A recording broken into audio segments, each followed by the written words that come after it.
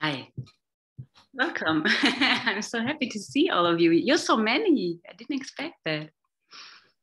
Yeah, this is the Rebel Course in Miracles group. So these are the rebels that follow the rogue teacher for God. So most of my students are sinners, and they all use profanity, and some of them smoke. And in this group, it's allowed. It's allowed. Holy moly, where am I? So before you came on, I was just saying that there are some days where I just wonder if I should be allowed into public, never mind teaching the Course in Miracles. And then I realized that we're all dreaming and we're all acting, and sometimes we forget we're acting, and that we get caught up with our identity of being this actor. And what a better person to bring on board, but someone who acts for a living and obviously has these moments of realization. And so what I wanted to invite you to discuss with us, and we will just share this conversation, is how did you get here? How did you get to this point where the self was made known through you, as you, for you?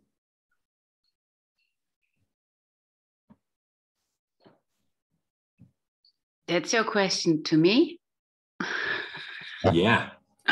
Oh, wow, it's a big one. It's a big one. Oh, come on. It's like I could talk for lifetimes, so that's not happening now. Yeah. Well, let's start off with a simple question. When did you start on the course? Oh, I met the course like 4 years ago, I guess. Yeah. Through a guy that I met, and he just showed this weird book to me, and I already had the pleasure or the weird guidance to study theology for some semesters, because I just had to choose another issue that I could take courses on, and then I skipped out of it. So I was a bit familiar with some of the words, but I was definitely not drawn into this. And the course was like a different language for me that I could not really relate to.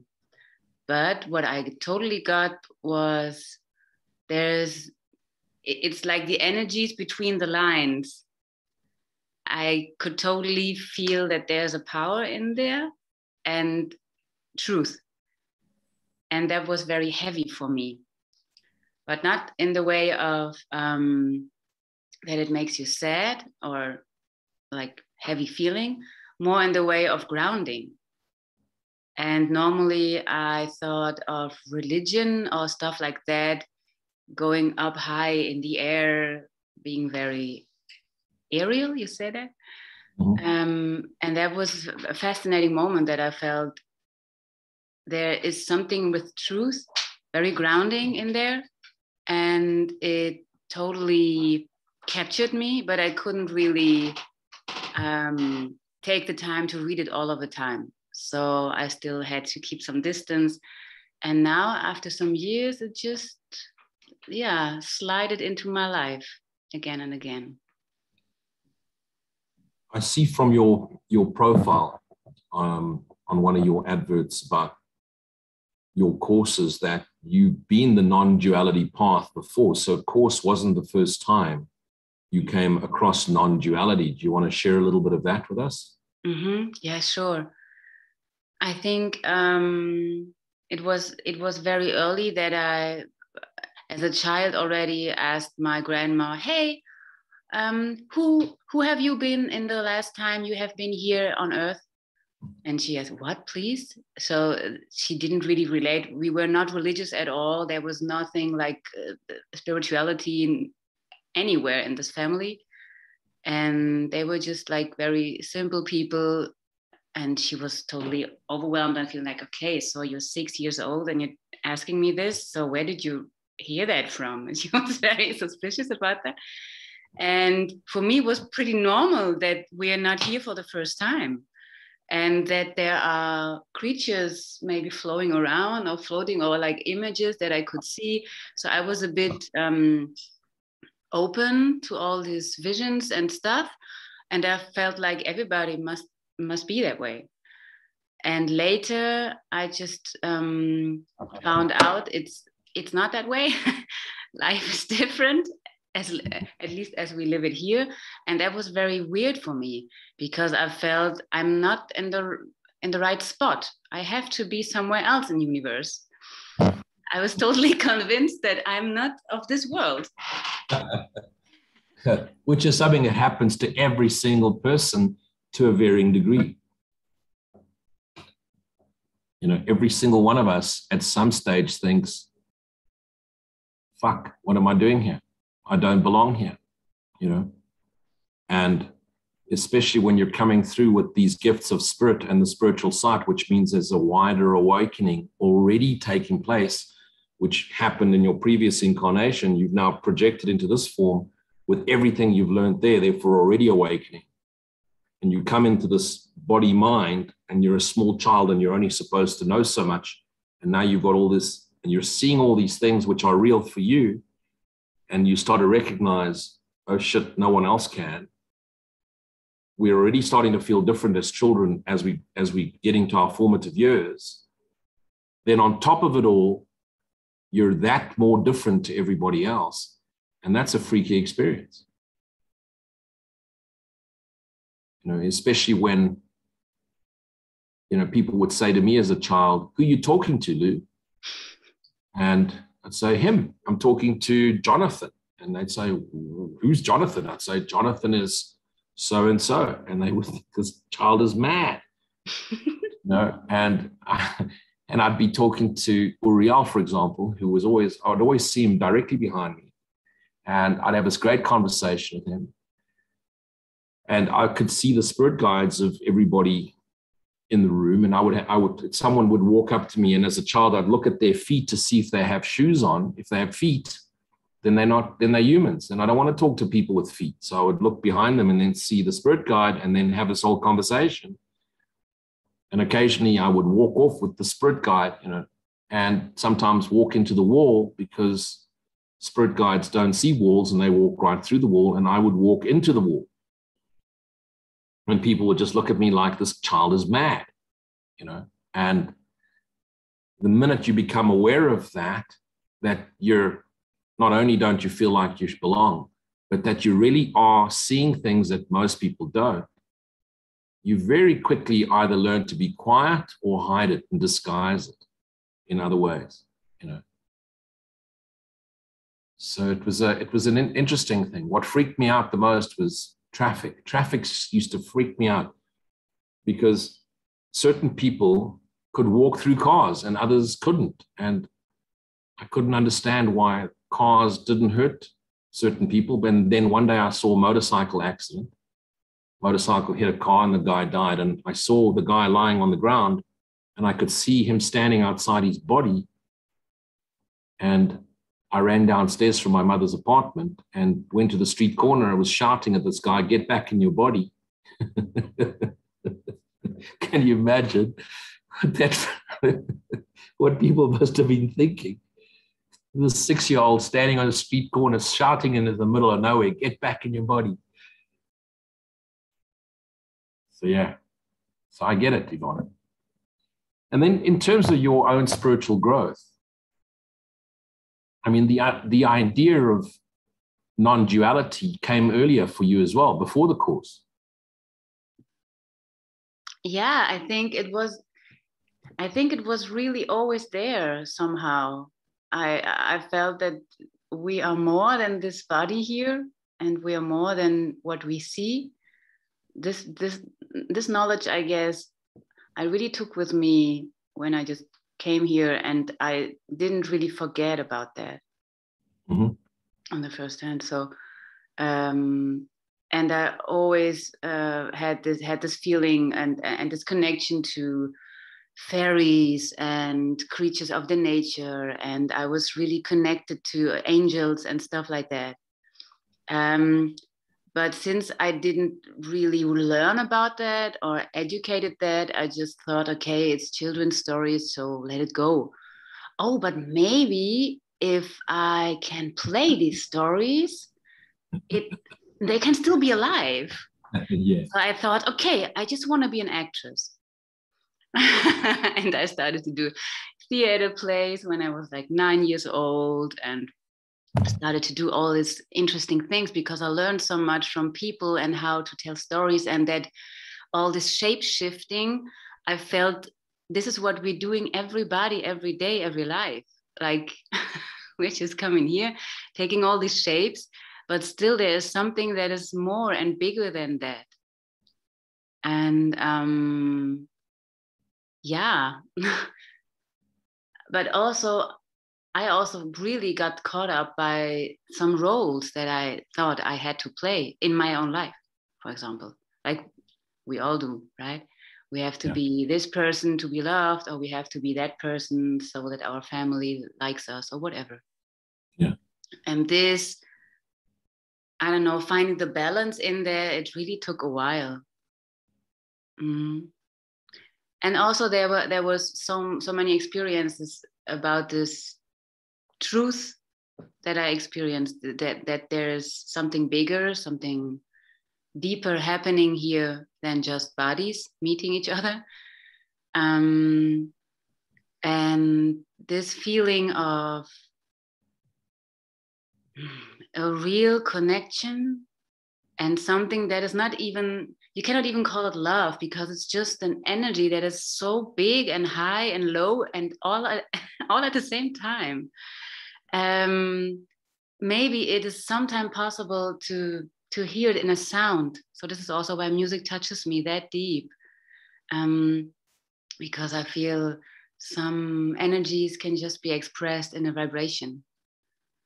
And I feel music, therefore, is such a great way to communicate with our spirits and our oneness.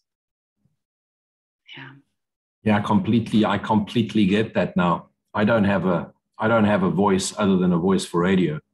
So I should never be singing out loud anywhere. We should try that. But I definitely am very musical internally. So my music was always drumming. So I learned to play the drums at a very young age, self-taught. And later on, as a student, I played in a blues band and then in a jazz band. And later on, part of a rock band. And one of my great escapes is still to just put on the hi-fi or the radio really loud. And I got a set of drums in the lounge and just drum away. And I get completely lost in the sound and the vibration, especially the vibration. And what's great about drumming is it's that background beat, which is, for me, synonymous with the essence of presence, always there, the present, the all-pervading essence of presence, always there. And that's what drumming signified for me. And I get completely lost in drumming, where time stands still, And because I live on my own in a house which has got neighbors quite far away, I can drum really loud without disturbing anyone, Yes. And the cats don't seem to mind, which is quite strange. But absolutely, the vibration and frequency of sound for me is definitely a resonance. And in my experience, when I died, and in those 4 hours that I was dead, which felt like 20 years in the spirit world, there's no word, there's no speaking in the spirit world, in the secret dream.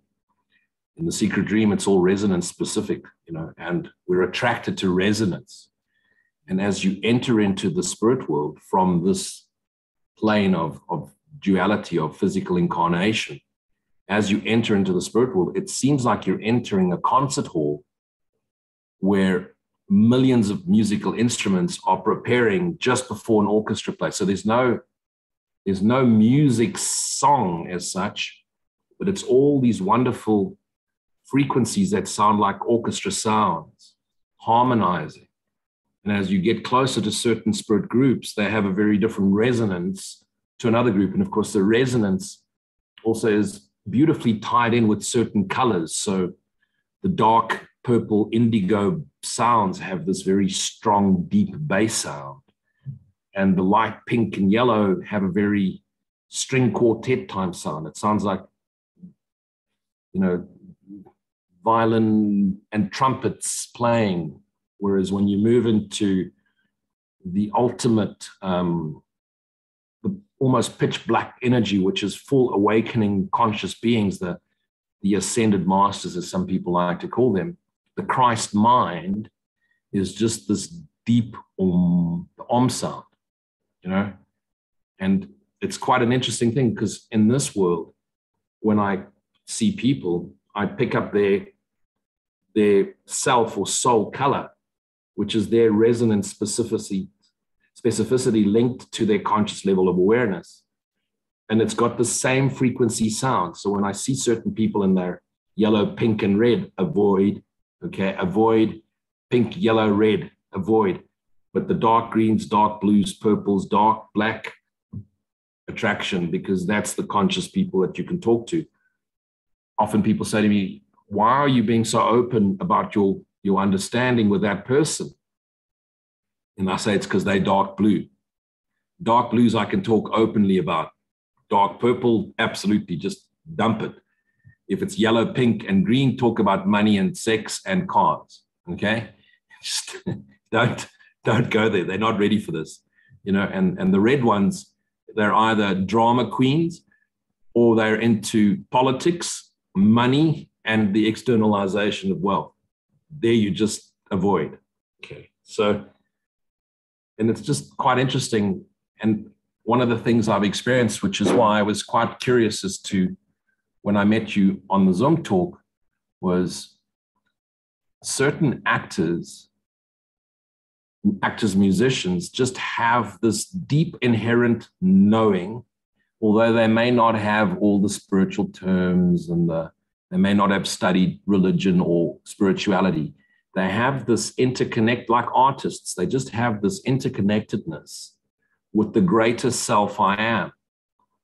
And I'm just curious, while you participated in your singing, acting career, did you ever find yourself in these moments where you lost yourself in the act completely, where you didn't know, where it just took over spontaneously? You disappeared, the Yvonne identity, and this role just took over. Yeah, where this role took over, or where God took over? Well, God, as in the pure consciousness of self, took over. Yeah. This is mostly the thing why I do all this acting, singing, I don't know, dancing, writing, whatever it is. It is like as if this existence is an instrument, and I can totally open it up for the source.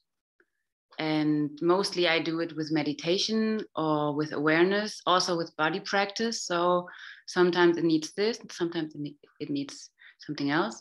But just like yesterday when I was on stage, very spontaneously, there was a moment when I was singing just at the end of 2 songs, and I was completely lost. I did not know what would happen next second or next moment. I just let it flow. And in this moment, it's so much joy and freedom and truth. And it's pure. I want to give it all away. I want to send it all away. And this is also when I have the feeling that, I don't know, people light up. You see them as lights, and also they are smiling and shining, and so much happiness is happening there. So when I'm allowed to have this channel and to let that through, I'm just totally bliss. Yeah, you're being the voice that is the voice for God. And the voice for God isn't necessarily someone teaching a Course in Miracles. It's just the voice that brings through that holy instant where time seems to stand still and everybody dissolves into you in that moment of pure awareness. Mm-hmm. That is the ultimate surrender, mm-hmm. where the identity disappears and God flows through in whichever way is appropriate for that moment. Mm-hmm. And I've always wondered, when I was a young man, I used to wonder, how come musicians become famous or make so much money, or actors, and it's because they bring us rest. We rest in God, in their presence. When we get lost in their music or their act, we forget about our little lives. And so the reward is fame and money in this world terms. But what's really happening is we're for momentarily losing our body-mind identity as we escape into the present instant, the holy instant, through their music or acting. Mm-hmm. And that is why many messengers, and I've seen this, many messengers come through as musicians, songwriters, and actors. Mm-hmm. I mean, to me, Jim Carrey, who is a strong promoter of the Course in Miracles and is making the Course pretty famous, had his aha moment when he played the role of the mask. Mm-hmm. And he went home one evening and, he's playing this role where the mask consumes him and he becomes the mask. And he's this very timid, coward person. And when he puts on the mask, he's this very courageous person. And of course, everybody loves the character with the mask and everybody ignores the character that Jim Carrey plays. And he arrived home that evening, one day feeling very down and depressed, and realized, but I'm just an actor acting an actor. I'm just a mask acting an actor with the mask. And that was his great aha moment. And through Eckhart Tolle, who's also a teacher of the Course in Miracles, Jim Carrey had this profound realization. Now, like certain actors, he's just he's hyper intensive. I can imagine spending half an hour, Jim Carrey would either make you jump off a building or get drunk.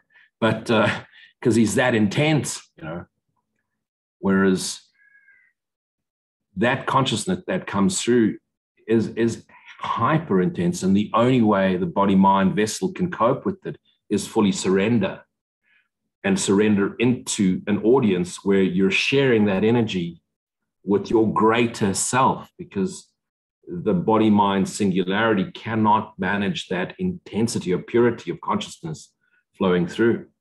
And so I've always said that actors and musicians, especially when they're aligned in consciousness to their knowingness, to their being, and allowing that beautiful Holy Spirit of God to flow through them, are the greatest gifts to mankind, because they help us escape.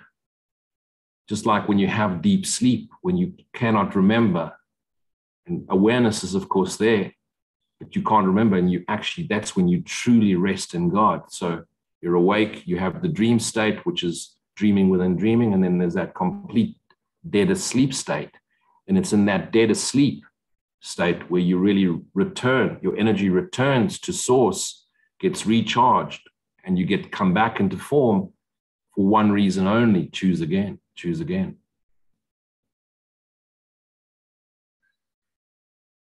And so one question, and that'll be my final question to you, and then we'll just open it up and please all ask, questions and share, is, was there one specific defining moment for you where you came into this God self, divine self realization, Christ mind, awakening to itself?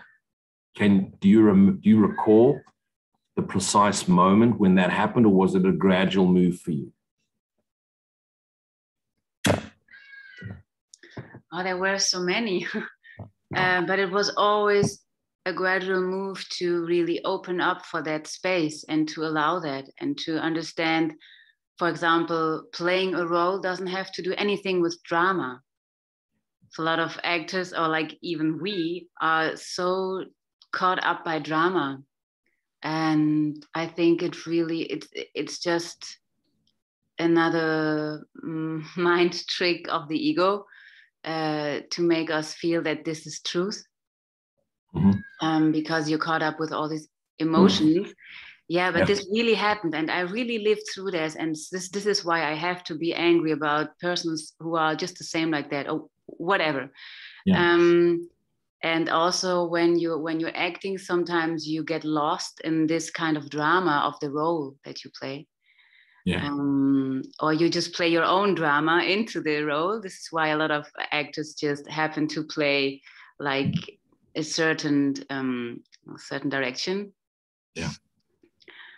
But when I started to understand, I will not have any success, because there was always this ego will of having a successful career. I wanted to be famous and all that stuff. And suddenly with, I don't know, 30 something, I recognized, well, I'm not famous yet. Shit, this whole idea didn't work. I did so much for this job. I lost so many, I don't know, opportunities, money, whatever. And it didn't happen. And I was so disappointed about that. And then I just started to really honestly give a fuck. And I also started to move a bit more into music. And from there, it was such a different kind of energy that opened up. So sounds really reached me, and they played my instrument. They played my heart. And when I played a role, I was using words. I had so many ideas how it had to be. But when the music came in, it just entered my body, into my heart, and out of my throat. I had to sing it. And this really brought me to so many insecurities where I didn't want to be seen when I was singing. I was hiding a lot in a very dark room. I did not even want anybody to hear me. So my first recordings were in a very dark room, and the producer, he was even hiding in the production room. He had to get out, so otherwise I wouldn't sing, because I was so ashamed. I felt so naked because this energy was getting out of me, and I felt so insecure to let this true voice speak. And it took me like, I don't know, 18 years. Wow. To go through all these weird feelings, right? So it was definitely a development. Beautiful. It's just beautiful the way it plays out so differently through all of us, you know. I had just the opposite, you know, where I was incredibly shy and very withdrawn as a child. And in my young university years, I became this activist, you know, Free Nelson Mandela, drawing Free Nelson Mandela posters, being an activist for the end of apartheid. And I started to find my voice. And then after the tumor, you know, well, by the time I was 30, I was managing director of a large multinational construction company. And then, of course, the tumor and the book came out, and I sort of became a household name in the world of spirituality in South Africa. And I was on stage all the time, and I was becoming famous, and I was getting invited to all these celebrity dues and celebrity functions. And I was loving it. I loved the attention, you know. And then came this moment of realization, like your ego has just taken everything you figured out and wrapped itself beautifully around it. And you're doing this pseudo-spiritual bullshit. And on the day of that realization, I was doing this sort of crossing over show, and there was an audience of about 700 people. They filled up this hall, and the local, the pay-for-review DSTV channel in South Africa was there with their cameras, and they were going to film this, and they were going to turn this into a television program, and I was going to become a household name. You know, this super psychic dude that could tell you about your dead grandmother and your dead dog and what happened in the past, and that you're going to meet this beautiful man in the next 3 weeks who's just going to turn your world upside down and love you passionately for 11 minutes before he fucks around. And I'm joking. And just in case any of you think it's for you. And on stage, I had this full realization, because the spirit guide that I had with me all the time disappeared. And at that moment, I realized, but I'm him, just in a higher level of consciousness. And if I'm him, then I'm also this entire realm of angelic beings, which means I'm also the Christ, which means I'm the self, which is the Son of God. What? And that was it. Last show. And I disappeared from the world. I just switched everything off, stopped teaching, stopped doing talks. And for the next 12 years, I completely disappeared from the face of anything, except I would be invited to go and talk and teach I was teaching in the UK and in Ireland and Scotland. I would be invited to teach Course in Miracles, and I would do that completely under the radar. And I just avoided, I became completely reclusive and just avoided people and social life completely. My social life consisted of loading up my race bikes, going to the racetrack, racing the motorcycle, loading back the race bikes, going home. And for the occasion of either one or two friends that were very conscious and I could have very quiet interactions without talking, I avoided it. And then I had the perfect girlfriend who is this completely conscious fairy. It's the only way to explain her. She's a complete fairy. And what happens with fairies, you don't see them when you want to. You see fairies when they need to. When you need to see them, they see you, not when you want to, you know? So it just, and I went through such a lonely time in my life, this heart-wrenching, lonely time, that I fully immersed myself into Advaita Vedanta, especially the Upanishads, the real mystical teachings, the non-dual direct path, together with A Course in Miracles and Ho'oponopono just made perfect sense for me. And I just completely immersed myself into it. And all these identities, all these past life memories and all these identities of this seriously super strong ego that had built such walls around it as a protective layer in order to survive and thrive in a very hostile African environment, just dissolved. And I found myself just opposite to you, where your voice wanted to come out. I just went quiet. I just went completely quiet. And that was just because it was almost like a full circle back to that very quiet child, that very shy, quiet child. And then COVID. And COVID has been the most blessed time of my life. These last 2 years have been an absolute godsend, because it allowed me to really bring everything I'd now understood. First dream, you know, the secret dream, the spiritual dream, the projection, the understanding of non-duality, how Holy Spirit is us in the dreams, God's Holy Spirit working through us, wanting to share, nothing to fix, nothing to change in the world. Be the change you seek. Be the light of the world. Connect, and then to reconnect. And the challenge in how do you reconnect when you're silent? And it was simple. It's just, it's all you. Just show up and open your mouth and I'll speak through you. I'll tell you when to speak. And then there's a part of the ego and remnants, the shadow part, the deepest shadow still lurking.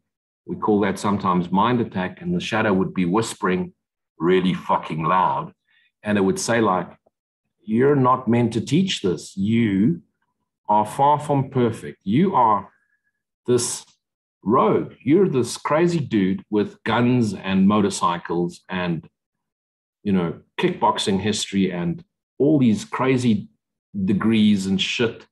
And you're this business corporate monster. You shouldn't be teaching anything. You must just go and live in your mountain with your two cats and be quiet. But Spirit just said, you willingly allowing me to use you, just show up and I'll speak through you, you know. And don't worry about the rogue part. The rogue part's good because it'll show people that our humanness is the perfect way to remember what we are. Don't get attached to the humanity of it. Just, it doesn't matter whether you're polished or elegant or not beautiful. Don't worry about that. Just show up and allow my grace to flow through you. And it's been an interesting journey, you know. And it's, so we come from two very different worlds, started off by being strangely weird, and we end up with the same awareness. Isn't that just divine? Yeah, it's just one. And so my challenge to the rest of you is, I'm sure with what I've said and what Yvonne has said, is it's probably triggered thoughts and questions. So I'll open it up to you. Just remember, unmute yourself and please fire away. And since you're used to me, I would direct your questions towards Yvonne.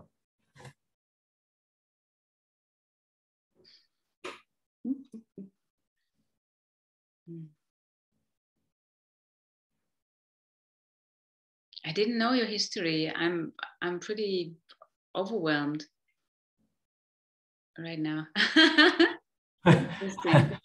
You know, when we listen to other people speak, and we it's impossible to imagine ourselves living their lives, because we've become brilliant at being our separate self.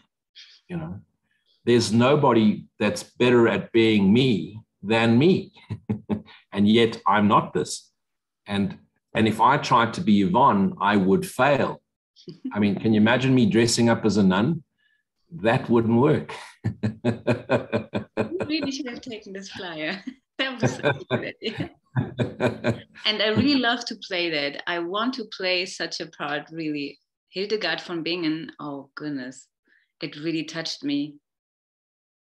So I've started writing a story for you, just by the way. And so it's a story about an assassin that is being hunted by her own kind. And the only way she can get away is because she's terribly wounded. This is how the book starts. She's terribly wounded.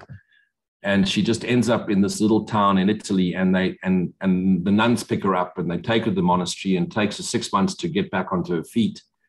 And when she looks again, she's now initiated with the nuns. And so she learns about God for the first time, but she's super psychic and super sensitive, and she's seen angels and fairies her whole life. And so all of these things that have been coming to her, which is why she ran away from that world and learned to skill herself and become an assassin, are now coming back at her through the meditations and the prayer. And she's starting to realize how she did a really bad turn in her life. You know, she, at the crossroad of her pinnacle of her youth, she went left, she should have gone right. But now she's stuck, okay? And of course, it plays into the whole identity of being the hero of the dream. So there's still this strong call to kick ass and sort out and do justice, okay? Because she believes the dream is real. And the head nun, who used to be in the world, in actual fact, the head nun's persona before she became a nun, she was like a call girl. So she's very experienced with sex and promiscuity. She identifies with this character, which you're going to play. And there's this transmutation that happens through the book. And I've already scripted it in parts, and I'm now just going to fill it in. So Give me another 6 months and you'll have a play to play. I'm so curious about that. Mm-hmm. Wow, I didn't expect that. I've written several stories which I haven't published. Mm-hmm. And one of them is called Coffee and Cigarettes with My Archangel. Mm-hmm. And that story is a little bit of my own reflection about a guy who wakes up and his wife's left him and he's just really fucking angry. And he goes traveling around the world trying to find himself. And he ends up in Switzerland. So I ended up in Switzerland by mistake. I bought the wrong ticket. And instead of ending up in Germany, I ended up in Switzerland. It was one of those moments. Anyway, stayed at a friend's place in Liechtenstein. In actual fact, in the Liechtenstein castle. And I spent a whole month there and I wrote a book while I was there. This is the book. And what I would do is every afternoon I'd go to a coffee shop and I would just write. And so in this book, this character, this really angry, vengeful character, every time he goes to a coffee shop, this angel that looks exactly like him appears. Okay. I'm sure you've been to Zurich.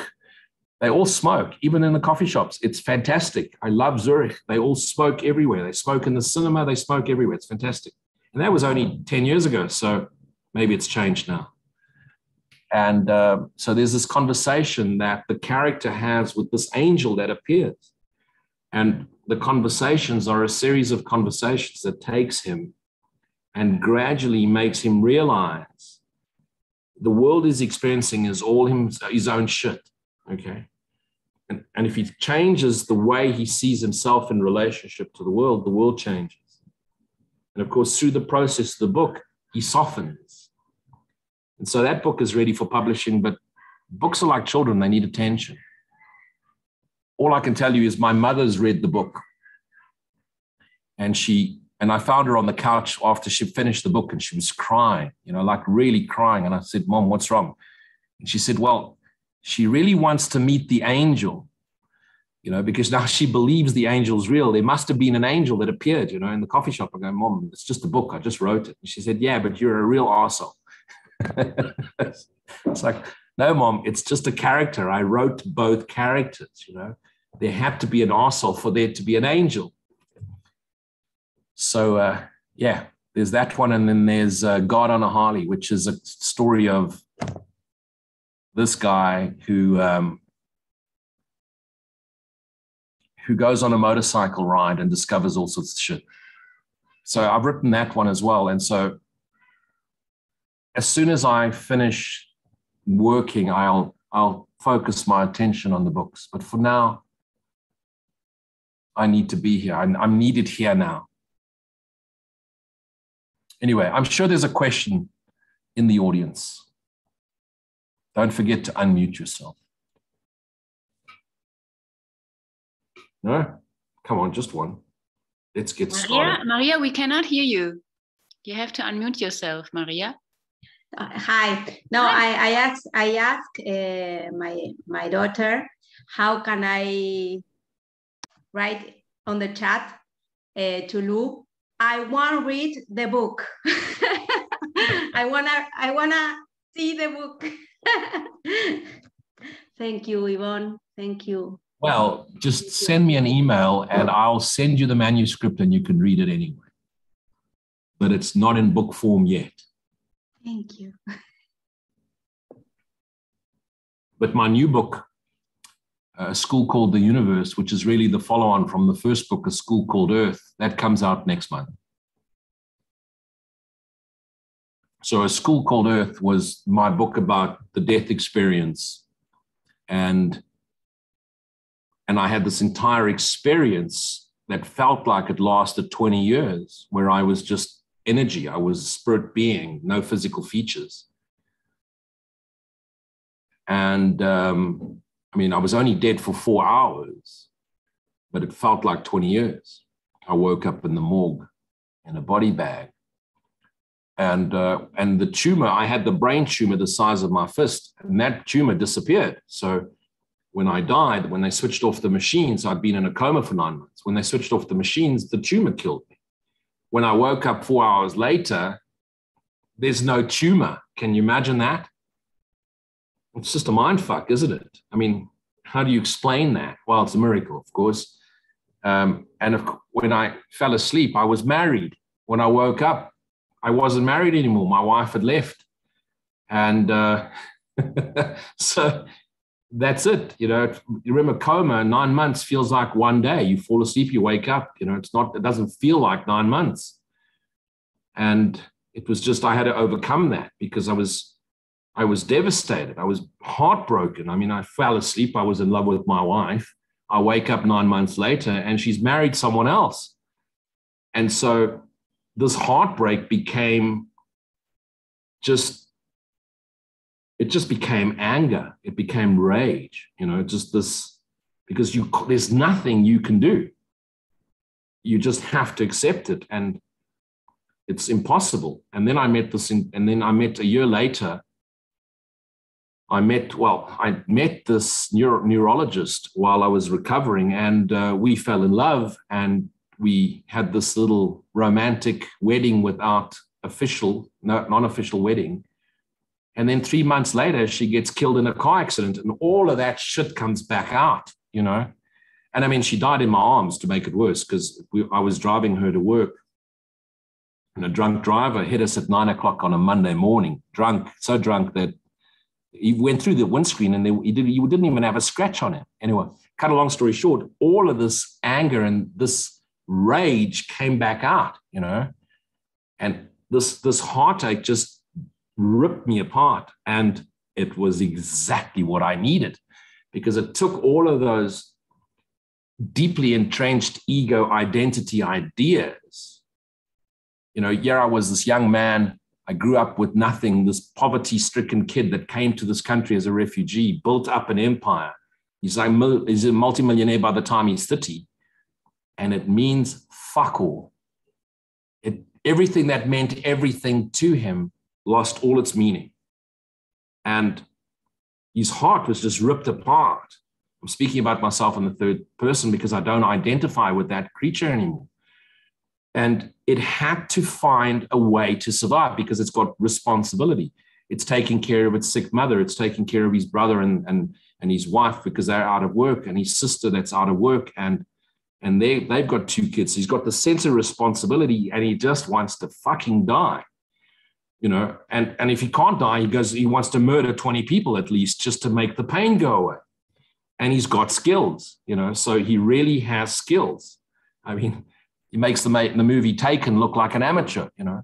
So he's been through war. He's been in Angola. He's watched his closest friends die in a war. And all of that shit comes back out, and he's now 36 years old. And he's just raging. And yet Spirit's saying, be quiet, find the stillness. And he's going, will you please shut the fuck up and leave me alone? What do you mean be quiet? You know, I don't want to, if I could have grabbed an angel by the throat, I would have killed an angel, okay? And I mean, I'm seeing these spiritual beings and I'm just like, you don't understand. You don't understand pain. What the fuck are you talking about? Just be. What do you mean just be? You know, go away. And it's beautiful because it just made him face it. He had to face it. And the minute he faced it, he dissolved. He dissolved. The character disappeared. And inside there was this benevolent, loving energy, which wasn't him, because there is no him. It was just, and of course, there's still a character. It still has skills. You know, it can still kick your ass in 6 different ways. You know, it has the ability to do some serious destruction, but all it wants to do is be loving, you know, and that intensity, that pain was like, where's the pain gone? You know, it doesn't take death seriously. It doesn't take loss because it knows it's all itself. And then this comes through. And it's hugely peaceful. And it's incredibly quiet. It's completely reclusive. I live alone, you know, and I'm not tempted by the world at all. because it just wants to melt in peacefully. And it wants to take away the suffering of others without taking anything away from them. So it knows now, just share, just be the light, you know, and make people realize that there's nothing spiritual about truth. Don't try, be spiritual. Just be as you are. Because spiritual is an identity that trapped me once upon a time. Don't go there. It wraps you up with, I mean, you see all these spiritual things in the world, tarot and angel cards and readings and astrology and, you know, angel readings and Reiki healing and prana and meditation and blah, blah, blah, blah, blah, blah, blah. I mean, meditation won't awake you. Meditation simply quietens you and prepares you. And you can go quiet. If you haven't forgiven, you go quiet. The minute you stop meditating, here comes the attack thoughts. You know, so you can meditate until the cows come home. If you haven't forgiven, as soon as you finish meditating, there's the attack thoughts and you become them and now you're projecting. And that's what's so beautiful about the course is forgive, forgive, forgive, forgive, forgive. Nothing to forgive. It's all me. I've created all of this. I've created this in order to be so angry that I had to look up at the heavens and say, there must be a better way. Now you're ready. Okay, Lou, so now you're finally out of the fucking way. Now we can help. You know, you're so angry. You're so in the way. Get out of the way because you want justice. There's no justice. Get out of the way. And then when you look back on it, you realize the grace of God, the hand of the Holy Spirit, realizing this intensity of body, mind, ego, in order for it to break, had to really be broken apart. And so I believe it's the deepest and darkest egos that go through the deepest and darkest nights. So in retrospect, this intensity came through because of the desire to survive, which created the densest possible ego I know. And that's why I say, if I can transcend this, and I was someone that lived with rage, total rage, then anyone can. Then you can too, you know.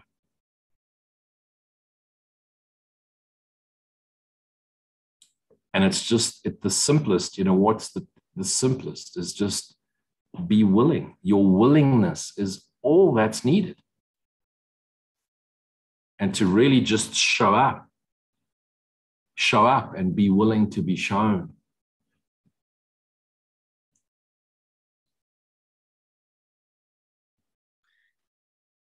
When we met, Lou, in this translation that I did for you, yeah, there was this moment about this me not allowing myself to be loved by the heavens, God, life, whatever you call it.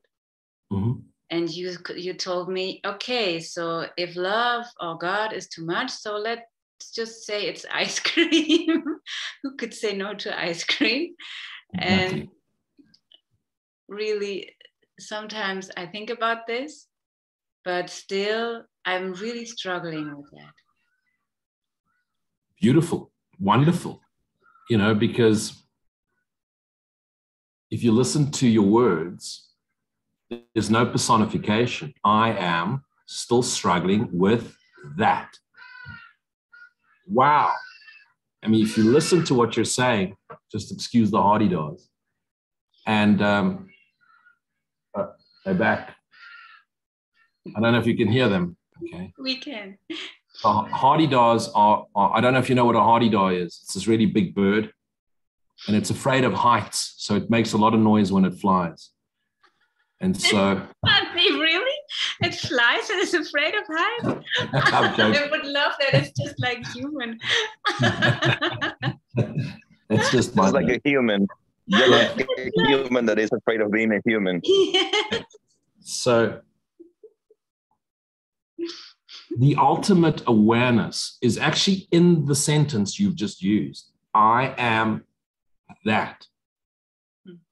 And ego has just taken this beautiful awareness and gone, I am struggling with that. Okay, so now let's not go into the I am God, because I am not God. Remember, the course is very specific. God created the sonship to create like God, but the sonship cannot create God. So as the son of God, we can't say I am God. I can say I am one with God. And that's where Advaita gets it wrong for me. Advaita says we are all God experiencing himself. And I go, no, bullshit. Not, absolutely not. The truth of it is I am the extension of God. So I'm the extension of God's love, and I've just forgotten. I am, and I get closer. And I get into that awareness that I am that. But what ego doesn't want me to know is that I am that. So let's just take a step a little further away and start with this. I'm not this. I'm not what I think I am. I'm not a woman. I'm not an actress. I'm not a musician. I'm not a daughter. I'm not a mother. I'm not a child. Okay, what am I then? I am that observes all of these characters play out through this manifestation. Let's just do that. I am that which observes this. Okay, but what is that which observes this? Let's try and find that which observes woman, actress, musician, daughter, mother, father, who's observing this? Let's find it. Let's look for it. There's no definition here. And yet it's all pervading awareness that is aware of woman, actress, musician, daughter, sister, brother, Let's go there. Let's find, there's that. It's that. There's no word for it. It's just that which is aware. So who is struggling with that? So let's investigate. Who is struggling with that which is aware? The identity. It's got to be the identity, because who would struggle? Because the identity just observes. The identity is not born. So it's the identity struggling with that which observes it. But the identities change all the time. That is always there. So what's real? That which changes, or that's always here? So who's struggling? Whatever struggles isn't real. So I am struggling with that. Let's get rid of the I am struggling part, and let's just go I am that. Okay? Now imagine that to be like ice cream. Let's just sink into ice cream. Let's just abide in ice cream. Put it in your mouth, swim in it. It's everywhere. It feels good. Okay? Let's call ice cream self. I'm just abiding in self. It tastes good, feels good. It's everywhere. It smells good. Vanilla ice cream. Oh, vanilla ice cream with some chocolate and some licorice. Licorice vanilla ice cream. Wow. Okay, let's abide in that. Now let's take that essence of that ice cream, which we now call self, or that. And let's say that self, that essence, that ice cream is the extension of ice cream that has always existed. It's always there. It was before the universe. It'll be there long after the universe. It simply observes. It never mistakes itself with the character, or the character, what the character thinks the character is. It's always that awareness. It was there when I was 5 looking at fairies. It was there when I was 25 becoming an actress. It's there when I'm 30 talking to Lou right now. And it's going to be there when I'm 40, and it's going to be there when I'm 60. That is never changing. That is the unchanged essence that actually not only does it observe the characters, sometimes it flows through the character's music. The character opens its mouth and that flows. I am that. That is the extension of source. that I am. That feels right. Now the ice cream is no longer I'm in the ice cream, I am the ice cream. There's no separation. Well, let's change the word ice cream and call it God. That's it. Because God is a concept that we have resisted our whole life, because church brought about the idea of God, and God was always associated with condemnation, judgment, and hell and brimstone. So let's call God the essence, source, the I amness. Fuck it, let's call God ice cream. That's okay. God doesn't care whether we call him ice cream or arsehole. God cannot care about the characters in the dream. God just cares about his son dreaming. And his son's dream characters are lost because his son is projecting the characters in order to remember himself. But you can't remember yourself by what you're not until the characters come together and realize you are me and I am you. I'm projecting you. And then we get back to the projectionist, the observer, the self. Yeah. And just be that. Be that. When I say be as you are, I mean be that. And when you're that, you're lost in your music, Yvonne. When you're that, you're lost in your acting role. You forget you're the actress. You're so immersed in the role. It doesn't matter if the actress, the ninja nun, takes out her gun and shoots the puppy. Okay, she doesn't go to hell the next day. There was no puppy. At the end of the movie, you see the subtitles and says, no animals were injured in the making of this movie. Okay, it's just a movie. It's not real. Yvonne doesn't go to jail now. It's just a movie. And so there is no sin. No matter what Yvonne, the ninja nun, did, not real. It's just Yvonne forgot she was the ninja. She thought she was the ninja nun. She thought she was the assassin. She realizes she's the actress. And as soon as she realizes she's the actress that was a little girl, that's also a singer, that's also a friend and a lover and a sister and a brother and an uncle and an aunt and all of the other characters, she's none of that, but the all-pervading essence that watches all of it, she's all of it. And there's the surrender. There's the true forgiveness, because no matter what I think I've done, all those horrible things I thought I did made me find and search a better way. I'm so grateful for all the things I thought I did. I'm so grateful for the guilt and the anger and the rage and the disappointment. Because if I hadn't been anger and raged and sad and hope, broken heart, and all those emotions, I wouldn't have surrendered. I wouldn't have looked for another way, realizing there is no other way, surrender. Had I not surrendered, I wouldn't know I am. I am what? The extension of the original ice cream. I am the extension of ice cream. I am the extension of source. I am the extension of God. And therefore the extension is the sonship, the Son of God, I am. And then I just rest there. And whenever the world goes to shit around me, I just go back to ice cream. God is too far a concept for those that, because it is a concept. And you touched on something so important here about love. You touched on love just a while ago. And the truth is we cannot actually love anything, because to love something means object, subject. And if God is love and everything is the extension of God's love, God is love, love is God. If everything is the extension of love, then love can't love love. Love is.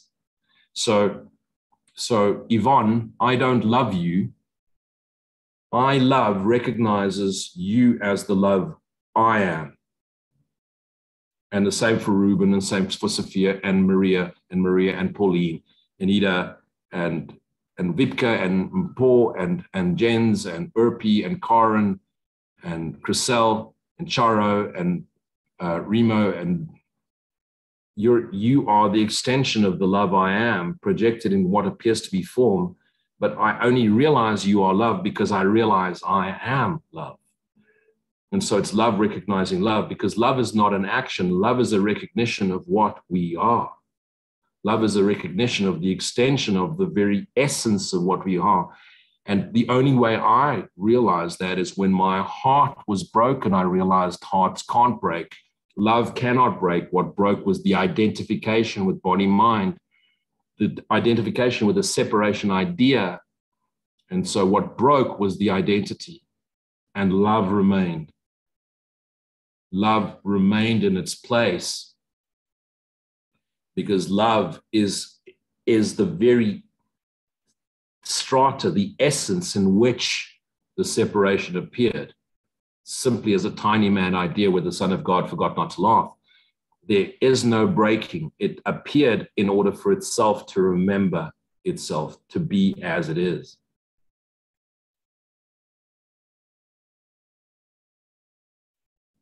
It's actually quite simple, isn't it? But it had to go through such a long path of, eat, pray, love, shag, marry, kill, don't pass go, go straight to jail,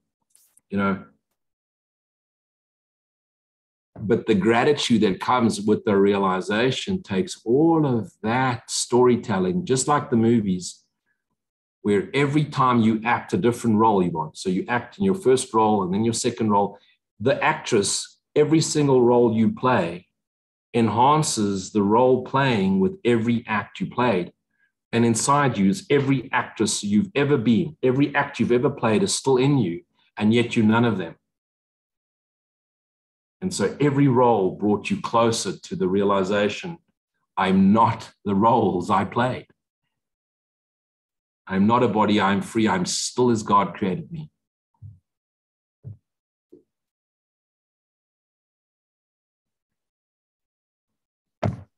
Amen. Amen.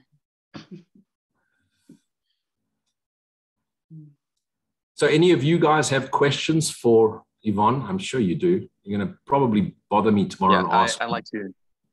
Yeah, good. Hello, can you listen to me? Yeah. All right. So in this environment that you are, Yvonne, like in the performance arts, there must be a lot of people experiencing this holy instance, right? Where they are fully present. They're maybe not aware of it, but they are. And at the same time, there is a lot of probably ego trying to seek for, fame and money, or being, the best actor or artist. How do you find communicating this awareness that you've come through? Do you ever share this with your colleagues, or you just be it? Do you find sharing this in that space easily, or do you are just the light that you are there, and you bring that awareness with you, but not really talk about it? Do people find it do they see something different that they cannot really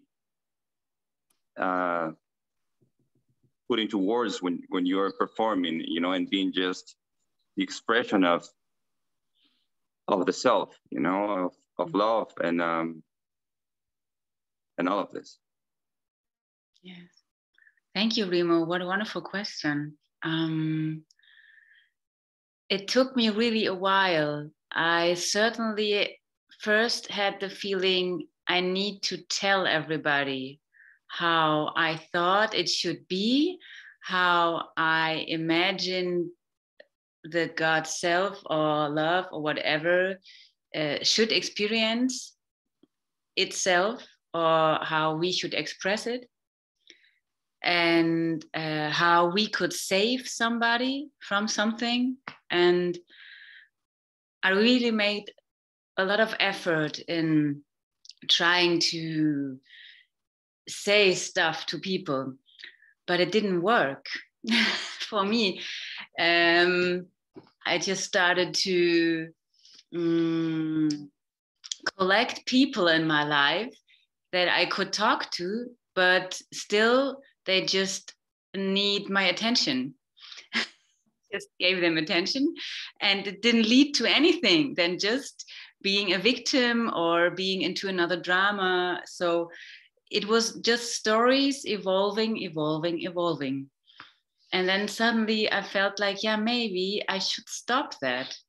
Maybe just try something else and be it. And when I started to come into the Course in Miracles with forgiveness, I could let go. And this really made me more calm and really listening to what God, whatever conscious is saying.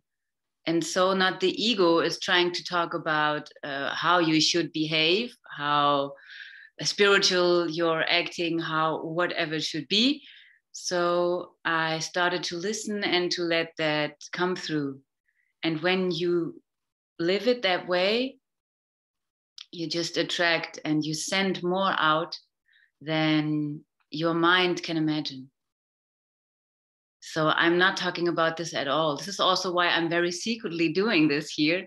I'm still also very secret about my being spiritual, because normally I really don't like actors.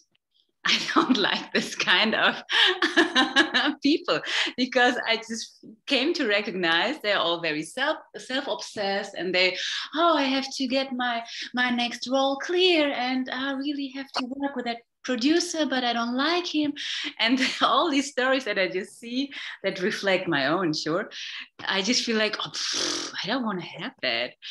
So this is just the joking part, but truly I feel being it's so much powerful. If you talk about things, maybe you still have to learn to let go of the ideas that you want to realize. So we're all talking, okay. It's a way that we go through, but really being it also, it changes so much, really much more than the mind could do with talking.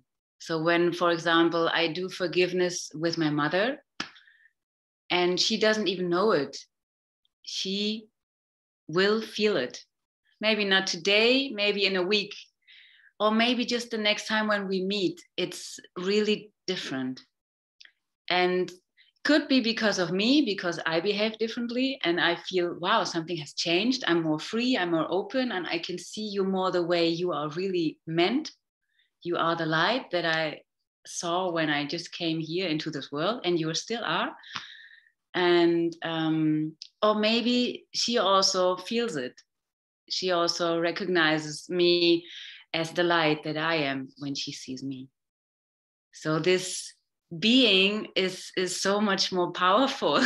And I really feel like that we can only remember each other, that we just are that way. And we should not get caught up in these ideas of ourselves, but we will get hurt, we will do all these plays. This is our identity playing stuff here in this world. But truly, this being, well, it's the best. Thank you for that. Thank you. That's just beautiful. And for the rest of us, I just want you to just take note of when Yvonne is speaking, it's almost like she's not there. There's that same universal essence, the I am, speaking through her from an observer point of view. You know, I don't know if you're aware of that. As she speaks, she's taken herself out of the equation. There's that. The observer self is giving witness to itself through her. And I just want to point out to when you do the forgiveness on, let's say, your mother, This is the words of Christ ringing through. It says, when you're forgiving someone, there are two gathered in my name. So remember, your mother is a projection of you, playing out the role of mother for you in the way that you imagine mother to be. And so the forgiveness is actually letting go of the identity to self and mother in the role play. And of course the Christ is there. And of course there's a part of her which gets it. And it may only happen in a few weeks' time or the next time you meet. And of course it's changing you too. So you're pouring into that experience you're transmutating. You're transcending the old identity. So every time you meet, every time you connect with Holy Spirit, you are shifting. So of course, when you meet your mother again, it's no longer the you of last week or you're shifting. So you're seeing it new. So you're seeing it with new, gentle eyes. You're seeing it with the eyes of a new world. Of course, your mother shifts for you. To someone else, let's say you had a sister that has a similar relationship with your mother. To your sister, the relationship hasn't changed. To you, your mother's becoming amazing. Why? Because you're becoming amazing. So the reflection mother in you that comes up is naturally more in attune with the new vision, the new world. So it's always about the I am making itself known as you, through you, as you dissolve the identity that you bought into. That dissolves. That's dissolving. That's what the Course is doing for us. It's dissolving the old identity and presenting the purest essence of yourself. Of course, everything changes. Thank you for sharing.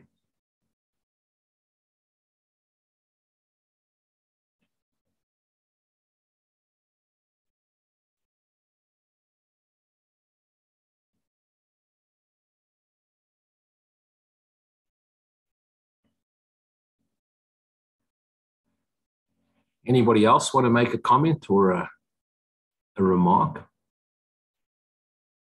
Because I have something that's just come up. The challenge as well, especially in a role of actress, musician, or anyone on a stage really, is not only does the separate self struggle with its own identity. This is a world of objectification. We objectify. And we objectify based on characters. So if I was an actor, I would naturally play the role of that dark, brooding gangster or assassin or the bad guy. You know, there's a personification identity that would, if you were to be typecast, you know, maybe they'd cast you as a priest or definitely the devil. And, you know, I'd be playing some Al Pacino type role, you know, the dark, deep, mysterious creature. The world identifies through objectification. We do it in our sexuality. We objectify. And that is what we're attracted to. We're attracted to the identity objectification that we think if we have that, we're going to be happy. I used to do that as a young man. I used to date models because if this poor kid that grew up on the wrong side of the railways has grown up and look at him, he's driving a Ferrari and he's living in a big house and he's making millions. Of course, he's dating the model, you know. Why? Because that was the identity, the objectification identity that said to be happy, you need that, you know. And of course, what do I attract into my life? All the drama queens, all the, you know, the perfectly beautiful people that had a problem with their perfect beauty, of course, because they were never perfect in their own eyes. Why? Because deep inside, my projection outward was I was unhappy with this character, with the deep, dark side of self, the vengeful nature. And so we are personifications of each other. The challenge especially for the world of actors and actresses and musicians, is that the world sees you in a certain way and needs to see you in a certain way to fulfill their fantasies of what you need to be for them.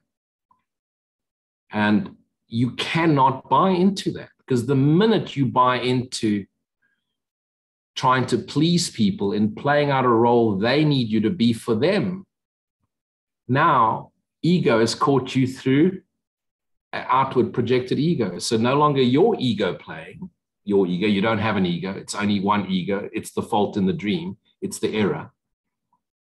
You're now bought into other egos. And that's the typical role that all empaths follow.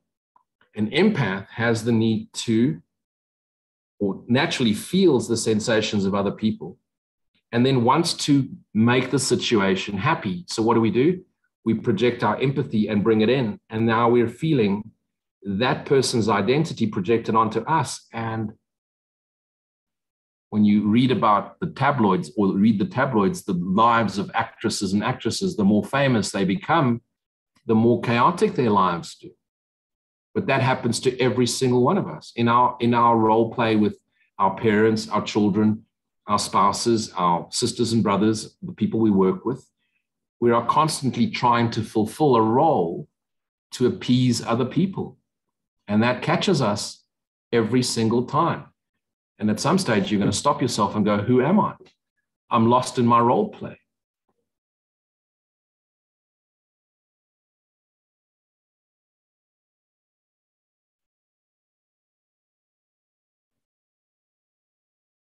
And of course, the danger of the externalization of what the world calls beauty is that externalization is constantly changing.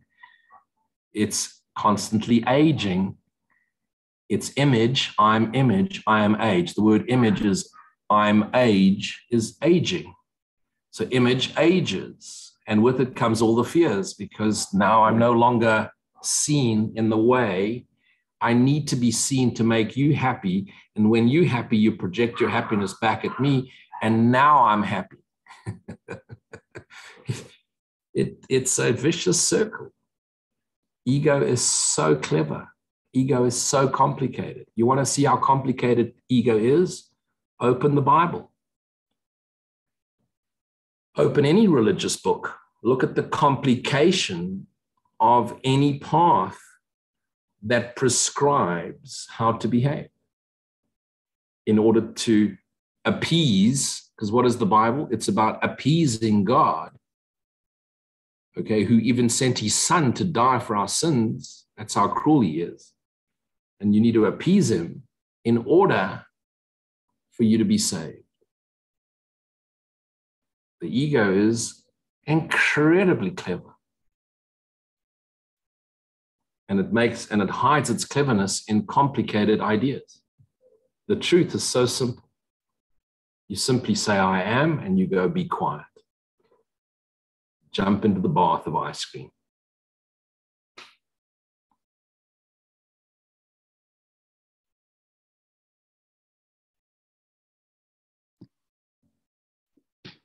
Thank you, Lou, for this.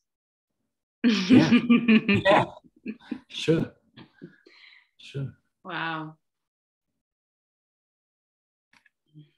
So Yvonne, if we have still got some time for a story, when you got your roles, did you find synchronicities with your life, with your current, consciousness, level of consciousness? Like the roles came and you say, wow, this is coming right at this time and I needed to see this. And it's, amazing the timing that has got to me. Yeah, Remo, totally. It is really very, very common that things, that you attract things that you can learn from. So I had the honor to get a scholarship from a rather well-known Hollywood coach. And I didn't have to play a real part there. I just learned from her. She's working with all these stars, blah, blah, blah. And she does a work, I don't even know what's it called.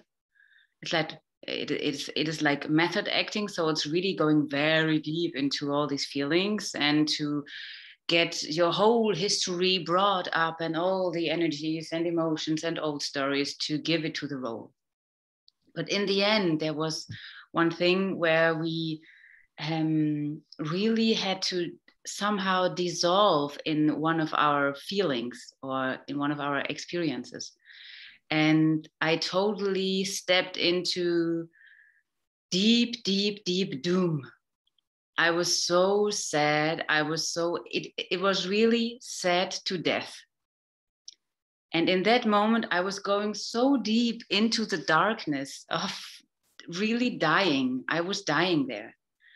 And I also had to, like, the homework was to connect to this feeling and to this story and to then bring it to the classroom and show it and to give it to the audience. But there was no role to play. It was just me being connected with my old story. And there was no word to say. There was no story to play. There was not even a prop in the room. It was just enter the stage and get a nervous breakdown. And they were so cracked up because you cannot imagine to do this because it's so unrealistic. But really, when you connect to this feeling and to this homework that you did, and I was really dying there, I totally could freshen up this feeling, get the channel open, and had the same feeling again. I was dying there on stage. I imagined this story that I had prepared. I met my father, blah, blah, blah, blah, blah. And I was really dying there. I was melting down. I was all snot and tears and everything lying on the floor. I was totally, really surrendering to this dying. And at the end of it, it was just stillness. And I stood up. I was like somebody hit by the car, and then the true self still gets up, like the soul gets out. And I was like that. And I saw light everywhere. And I felt, okay, I'm done with that. I'm done with that kind of sadness, Leiden. I don't know the translation in English. I'm done with that. Gloom, like gloom. Yeah, that's the word. Yeah, I'm done with that. Thank you for this experience. I even did something like that. I bow, but not to the people, just To really yourself, to the story, to myself, and then I could leave. And people totally recognized that I was dying there, that they could see how I was like coming back from the death and being an angel. And they felt like that I'm just walking out of the stage like an angel. And I was just like being fully stillness and being. And that was maybe one of the most wonderful roles that I played, because it was just playing my own life. Yeah. And that was really very impressive. Beautiful. Beautiful. Yeah, what's so magnificent about that as well is without a trauma, you were still able to access that traumatic experience. And so this is why I keep pointing out to everyone is that you do not have an ego, but the ego has convinced you that you do. And of course, every spiritual course tells you have an ego. And yet, what Yvonne is just experiencing and telling us about her experience was as if she really went through something that drastic that brought about these feelings, and all she really did was open up to them, which means we have access to all of these tumultuous and heart-wrenching doomsday experiences that resides in the fallen asleep mind. And all it needs is a story, and then it becomes your emotion. And then you believe it's your emotion. And you hear people, I mean, and it's traumatic. They lose a child. You know, they lose a child when the child is young. You know, a young mother loses her child. And 40 years later, she's still suffering with the identity of that loss. And yet, her real truth, the essence of what is, she hasn't completely fallen. Because if you listen to what Yvonne did, she completely fell. And what we do is we touch on the drama, we touch on the trauma, but we don't fully go. In order to get out of it and to be able to be okay the next day, she had to completely die. And that's what's called the death of self, the death of the self. The separate self dies. And what we do is we touch on it and we jump back out. We tell our story. We jump on it. We feel the pain. We jump back out. We tell our story. And we never die to the story. And so the story remains. And yet when she died, what did she say? An angel stepped out. Okay? Listen to the words. So in her death, the death of the separate Yvonne, comes the angel, comes the self. The association to the angel is actually her experience of herself. The self, this angel, the Son of God self, steps out. But it requires the real dying, and we don't die. We keep touching and coming, nope, nope. Instead, we don't go into the flame and completely burn. We just touch because we want to tell everybody the story. Look how I suffered. And when people say, oh, that's terrible, look how you suffered. Now we get a hit. Now we get recognition. The self says, oh, another self sees me. They see my suffering. I must be the suffering. And we stay the suffering. Okay.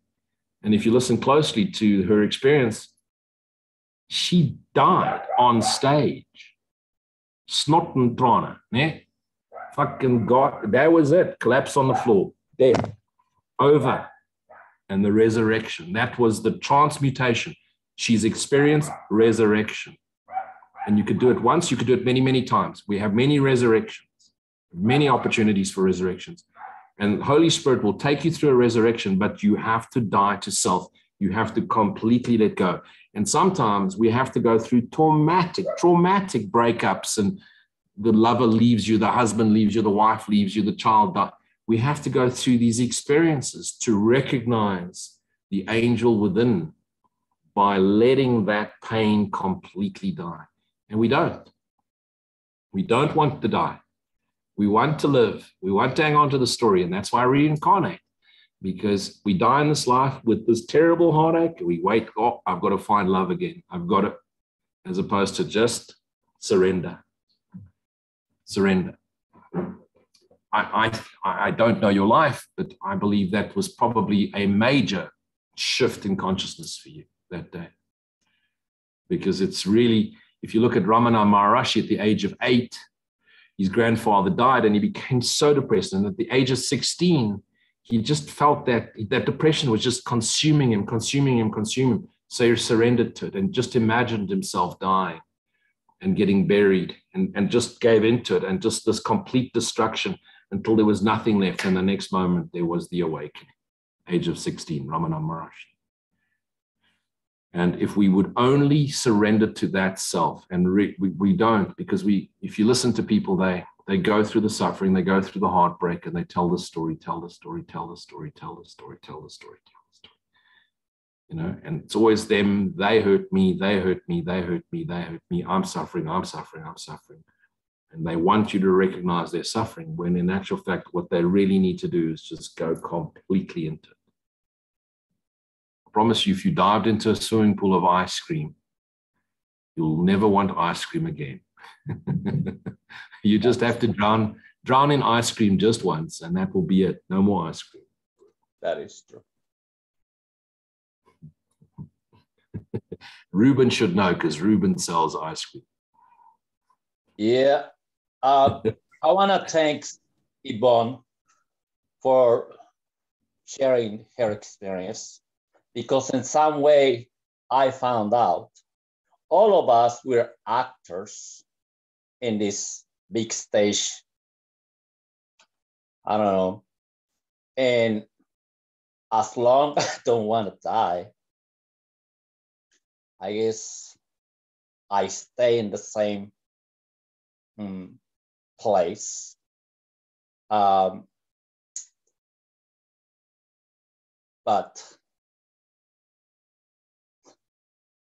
I guess I'm 60 years old and I already played too many plays in this world. But I had to kill my performance, I guess at the end. I had to die in order for me to get another thing. I don't really know where I'm going with all this, but it really touched me. Yvonne speaking, I really felt her spirit coming through everything. Anyway, I found a lot of peace, and I know that she found a lot of peace out of all this world of out of this physical world, going into the spiritual world. I don't really know where I'm going with all this, but anyway, I just want to thank Yvonne for being here. Thank you. I'm complete, Luji. Thank you.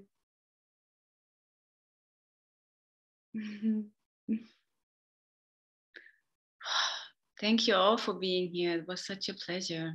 It is such a pleasure. But I think also that I have to move on. I have to go on with my day. Yeah. So just want to, again, from all of us, Yvonne, thank you for joining this and having this conversation. And,